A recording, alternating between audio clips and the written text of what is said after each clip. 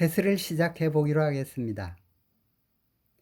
앞 시간에 셋째까지 했습니다. 여기서는 넷째부터 시작하겠습니다. 넷째로 참나는 생각을 가지고 있지 않습니다. 이 세상 모든 것이 모습은 모두 다르지만 실체는 참나 하나뿐이므로 참나가 세상 모든 것을 보면 바로 자기 자신입니다. 꽃을 보면 꽃이 바로 참나 자신이지요. 너가 바로 나인 것입니다. 생각하려면 생각할 대상이 있어야 하는데 모두 참나로 생각할 대상이 없으므로 더 이상 참나에는 생각할 것이 없는 것입니다. 그러므로 무엇인가 생각을 하면은 우리가 무엇인가 생각하면 예를 들어서 나는 깨달았다든지 밥 먹어야겠다, 수행해야겠다고 생각한다든지 공부해야겠다, 행복해야겠다고 의도적으로 생각하는 순간 주객으로 나누어져 참나에서 벗어나 버립니다.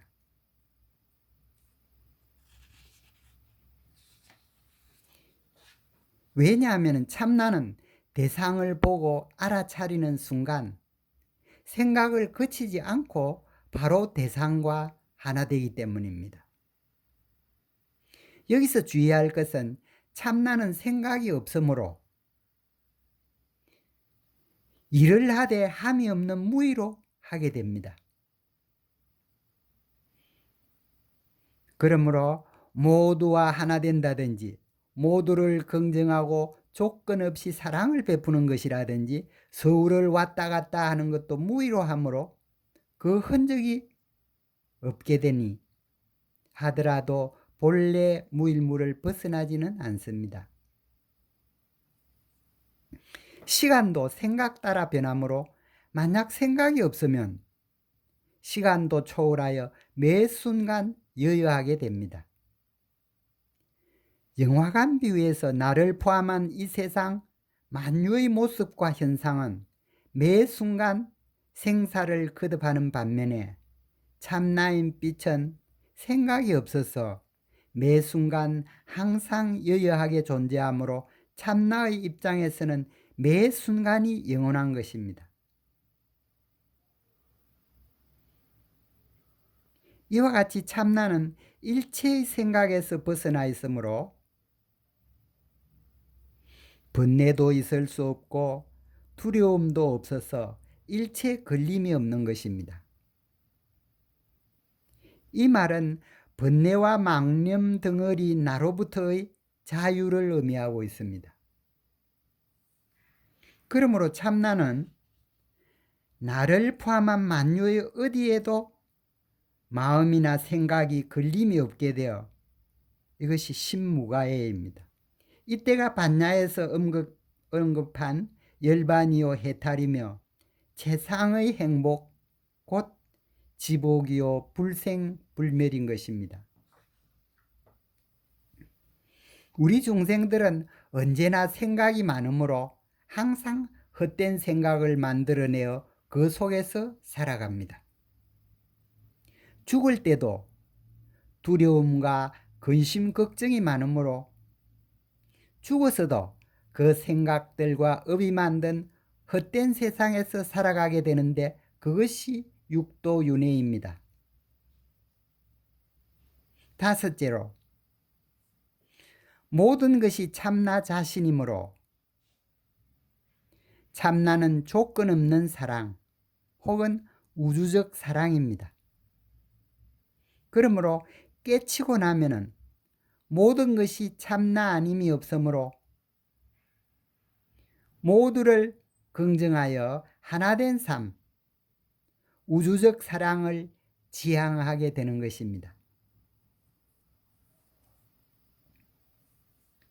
중요한 것은 내면적으로 그대가 어떤 사람이냐는 것입니다. 무엇보다도 먼저 참나가 되어 내면의 평안과 기쁨과 행복 자체가 되어야 합니다. 그것이 돈 버는 것보다 훨씬 더 어렵습니다. 참다운 삶이란 참나를 반영한 하나됨과 조건 없는 우주적 사랑의 실천 속에 있습니다. 이런 의미에서 무엇인가 더 얻고 싶어하고 욕심으로 사는 삶은 엎짓는 헛된 삶이요, 고통과 번뇌와 두려움으로 인생을 소진하는 허망한 삶에 불과한 것입니다. 여기서 질문 하나를 받아드리겠습니다. 질문 내용은 이렇습니다. 그러면 참나가 되면 누가 먹여 살려줍니까? 하는 내용입니다. 그 해설은 다음과 같습니다. 먹고 사는 일은 참나의 빛이 만든 영상 속 세상의 일이요, 이 영상의 세상 속에는 나를 포함한 만유가 인연따라 일하고 돈 벌고 밥 먹고 결혼하며 살아갑니다. 그리고 이 영상 세상과 나의 삶 전체를 지배하고 있는 것은 영화관 비유에서 보듯이 곧 나의 생각입니다. 내 생각 따라 참나가 이 세상 만유를 전개하기 때문입니다. 그러므로 내 삶을 잘 살고 못 살게 하는 것은 바로 내 생각 하나에 달려 있습니다. 부처님은 최후의 설법에서 다음과 같이 쓰라고 있습니다. 사람의 생각은 자신을 부처로 만들기도 하고 자신을 짐승으로 만들기도 한다. 생각을 잘못하면 악마가 되고 생각이 참되면 부처가 된다. 그러므로 너의 생각을 잘 제어하여 중도무위에서 벗어나지 않도록 하여라. 고 말씀하셨습니다. 이와 같이 나의 생각 따라 나의 삶 전체가 결정되므로 내 생각이 나의 성격과 인품을 만들고 나의 삶의 조건과 내가 살아갈 환경과 운명을 만들어갑니다.